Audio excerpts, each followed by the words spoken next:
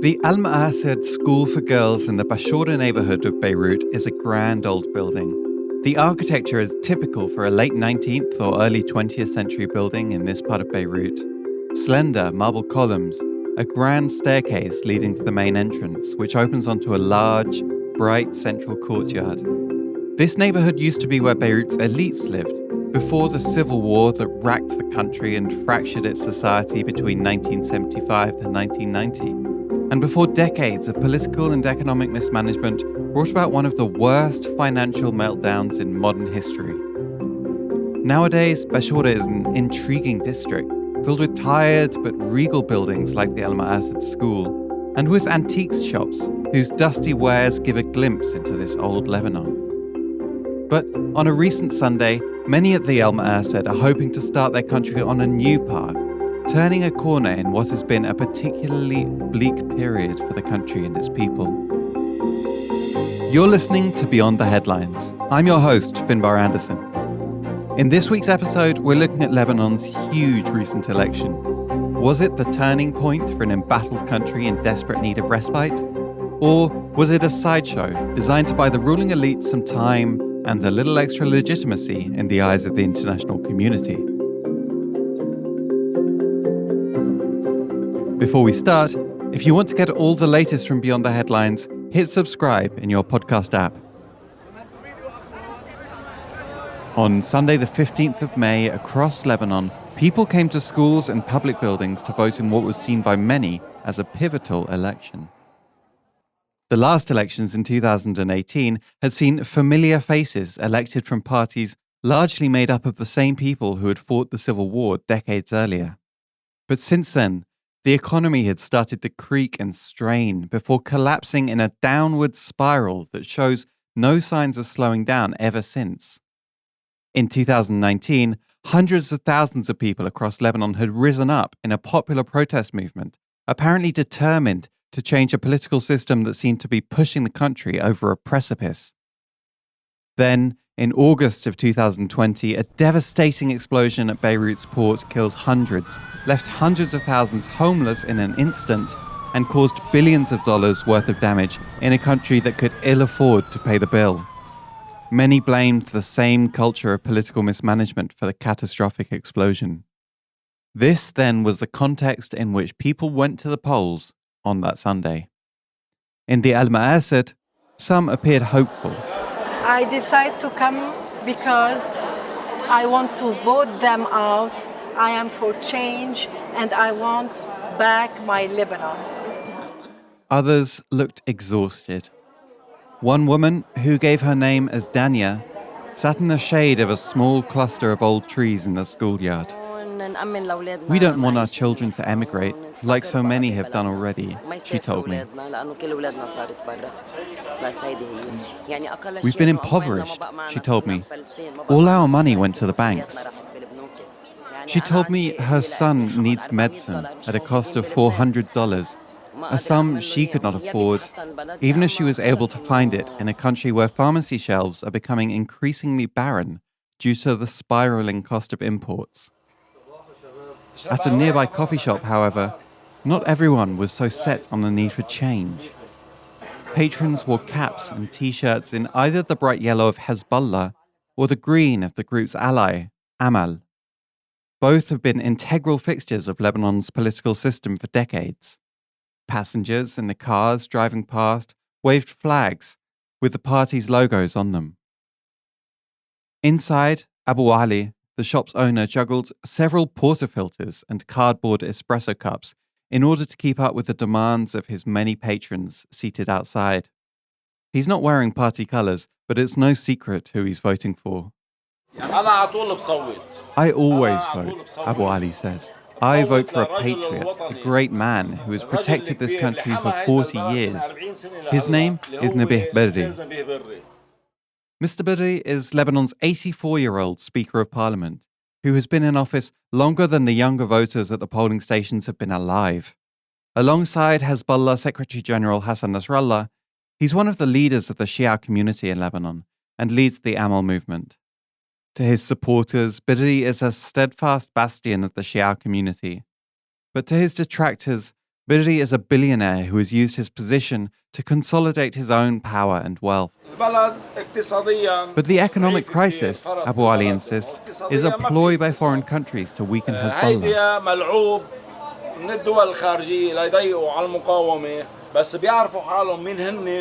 But we're holding tight to this country, he says, to the end. A cleaner mops the floor of the Free Patriotic Movement, or FPM, headquarters in Batroun. 2 days have passed since Sunday's election, but the results aren't yet as clear as the gleaming tiles below our feet. The FPM has been a key player in Lebanese politics for years. After the last election, the Christian party allied with Hezbollah, Amal, and some smaller parties to win a majority in parliament. Now, no one's quite sure if they'll be able to do the same again. Batroun is an ancient seaside town, built up with old sandstone houses, just like the building we're in now, the party's headquarters. Against a wall leans a painting showing a bucolic Lebanese landscape with the head of Gibran Bassil, the party's leader, floating somewhat disarmingly just off-center. Batroun here, FPM, especially with Minister Gibran Bassil, gave a lot for Batroun. A lot of projects with old souk in Batroun, old souk in Douma. If everyone work like Gibran Bassil in Batroun, Lebanon will be great. This is Stefan Karam. He's a lawyer by trade, but he's been playing his part with the FPM's campaign recently. He's a slim man, quiet perhaps, but friendly, and he offers to show us around. Around the side of the building, he shows off the organization's new Beit Shabab, or youth center. It's clear the party sees itself very much a part of Batroun's future, and by extension, Lebanon's future. Stefan can't find the keys, but he encourages me and my colleague, Nadal Homsi, to look in through the large glass doors. From here, you can see from outside. It's a glass. Oh wow, That's cute. I like that's it. cool. It's like a little cafe. Cafe with baby food, billard, ping pong. Another way.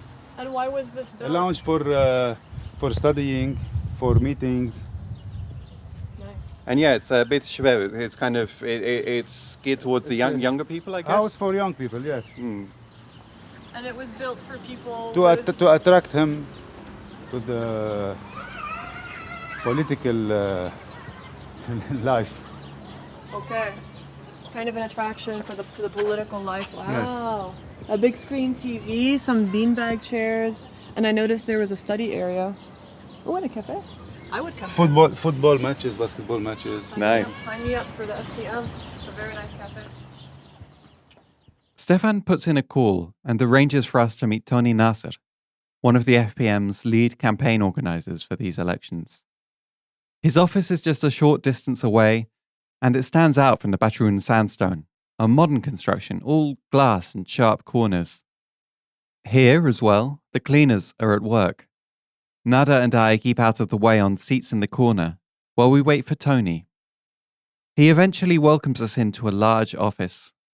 Tony sits behind an impressive desk in a corner of the room, his degree certificates from Georgia Institute of Technology framed on the wall behind him. How are you? Good? Hello, Mr. Nasser. Hi. How are you? Good. Nada. How are you? I'm Hi. Tony. Nice to meet you. Sorry for making you wait, That's but okay. I wasn't Sure, here. you're very busy. You're very, very busy. Are you the I started working back. I came back to my work. This is my company here. So I've been out for a while. electrical So that's why engineering, right? I'm a structural engineer. Structural engineer. Yes, it's an engineering company here. And before you came back to work, you were the main campaign manager, right? Yes. Yeah. Actually, I have a position. I'm the coordinator of the 4 districts in the party. So that's why I became later on the main campaign manager. Tony takes a little while to open up. He's distrustful of the media. Despite his popularity in Batroun, FPM leader Gibran Bassil is far from popular elsewhere in the country. The son-in-law of the current president, he's seen by many as a core member of the country's political elite. During the 2019 uprisings, Some particularly fruity chants involving Basil's mother echoed off the walls of the buildings as protesters thronged the streets. Tony feels, however, that his boss and the party has been subjected to an unfair media campaign that has sought to tarnish their reputation. So it's with this in mind that Tony declares this latest election a victory for the FPM. They haven't won as many seats as in 2018. They've lost a handful, in fact. But Tony insists that given the apparent media onslaught against them, that constitutes a success. Some of the clear winners from Sunday's election were the so-called independents, candidates unaffiliated to traditional Lebanese parties and seen by many as the country's hope to set Lebanon on a new path. They gained a dozen or so seats in parliament, making them for the first time a political force to be reckoned with, as much as many of Lebanon's long-established parties. Firas Hamdan, a young lawyer who was injured by a rubber bullet during the anti-government protest movement, even won a seat in the south of the country, an area heavily dominated by Amal and Hezbollah. But Tony's confident that some of those independents can be persuaded to join the FPM and its allies. I would like to see them in the parliament. They will be side by side for sure. If they mean what they said in the revolution, I'm sure they will be in our part. They will be with us. But there actually, so far, has been always, against the establishment parties. The revolution was like an anti-establishment movement, I guess, and the FPM, the Awad, the Hezbollah, Amal, these are establishment parties. So why do you think those independent candidates might kind of side with you in the parliament? They will discover soon that it's not, you won't beat Hezbollah by propaganda and by speeches. And we have to split between the Hezbollah weapons and how to bring power for Lebanon, how to bring electricity, how to build dams, how to build roads, how to do reform in the institutions. So when you do that split, we have to ally to do so. But anyway, Tony says, a parliamentary majority is not a particularly concrete notion in the context of Lebanese politics. So the majority, something fictitious here in Lebanon. Okay. We might have a majority for the presidency election or a majority to pass some laws, but not always. So that's why this does not mean anything. This was a fundraising campaign, getting a majority to change things in this country. It's a fundraising campaign only. We pressed Tony on the fact that his party has been in power for years, effectively presiding over the country's collapse. How can it be a meaningful part of the change necessary to turn the country around? But he insists the FPM has been hamstrung by uncooperative political allies and an international community willing to let Lebanon suffer in order to carry out its agenda. Nothing will change unless the international community are convinced that their program or their schedule for Lebanon is not going to happen. So they have to step back and think about Lebanese people and what they did with them and try to help them. So if the international decision is to do some reform in Lebanon, yes, this parliament can do it. Otherwise, what's going to change? Nada and I returned to Beirut. On the 5th floor of the Université Saint-Joseph, we meet Wissam Laham in his office. It's a sparse room.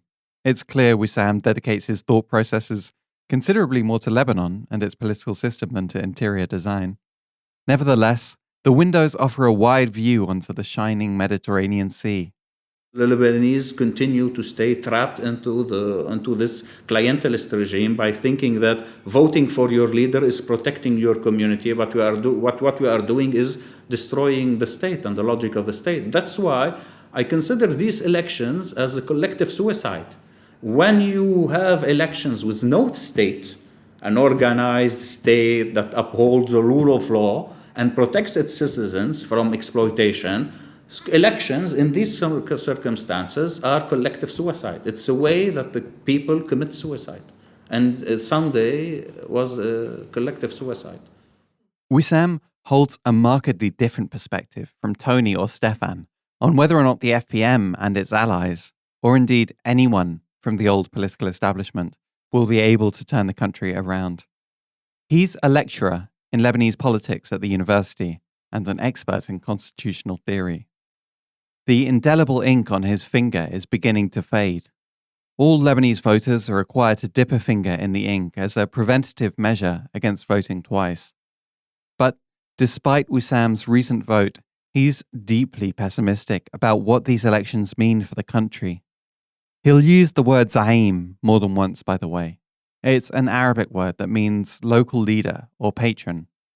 In this context, he's talking about political leaders, such as the FPM's Gibran Bassil. First of all, I don't consider that this political regime didn't organize this election. He only organized them because he knew that he will win.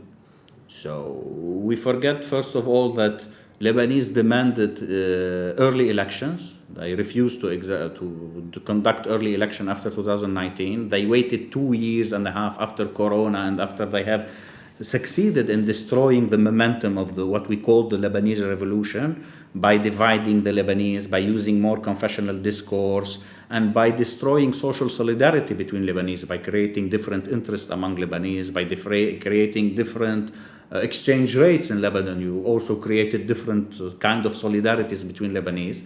So when they only organized the election because they knew that you were going to win the elections. And they organized the elections because they wanted legitimacy, not from the Lebanese essentially, but from the International Monetary Fund, the United States, the European Union, and the international community. They want to acquire legitimacy to justify their role in Lebanon for the international community and not for the Lebanese. So it is a way to reinvigorate, renew the legitimacy of the same political regime that controlled Lebanon since 1992 till today. Wissam cites Lebanon's proportional voting system as an example. Candidates need to reach what is a comparatively high threshold in order to be in the running for a seat. It's very high because in other countries, it's a percentage, it's 5% only. So here you have a high exclusion rate and it changes from one district to another because it depends on the number of voters. So in one district it's 10%, another is 12, 13, 8, 9%, 15%. So it's very high, thus undermining the possibility of new political parties and new movement to be represented. Wissam insists that the elections are merely papering over the cracks of a broken system. The ability of certain politicians to make superficial changes only demonstrates that the political elite are able to offer some benefits to their own communities at the expense of the state as a whole. For them, the system is working because they don't conceive the political order, they only conceive the political order as a patron-client relation. It's a patron that controls access to state resources and uses state resources to reinforce his power. So the electoral system, the electoral law says that if a political party is used for 3 years, consecutive years, to distribute services to Lebanese, these services distributed to Lebanese in money, in goods, in anything, are not to be included in the expenses of the elections.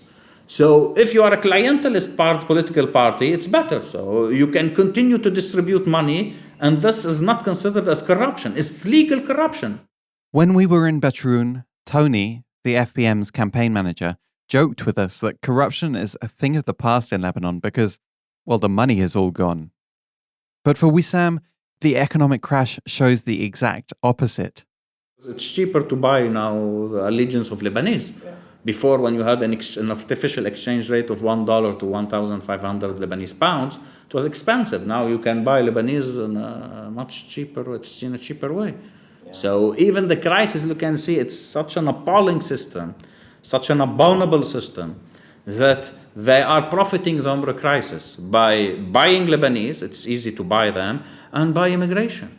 Those who can leave are those who are a potential menace So they have a level of education. They can leave. So they leave. We get rid of them. They are neutralized, and they send us dollars to their families. So the state can remain with no social responsibility. You send dollars to your family. You are cool. You accept your situation by receiving dollars from abroad, and you are politically neutralized because you don't have any political significance in Lebanon. So it's a regime that is thriving on the dislocation and destruction of the Lebanese society. Lebanese society is dying, and this political regime, what is really doing is accepting the death of the Lebanese society, but it wants to remain in power. This is the real question in Lebanon. This political power or the state or the society. The state, of course, is a byproduct. It's a consequence of it. So the society is dying, and the power, the political regime, the Zaim, decided to remain in power even if the Lebanese society died. You've been listening to Beyond the Headlines. I've been your host, Finbar Anderson. If you've enjoyed this episode, please subscribe to the show by clicking the subscribe button in your favorite podcast app. Thanks this week to Wissam Laham, Tony Nasser, and Stefan Karam. This week's episode was produced by Arthur Edison and Aisha Khan.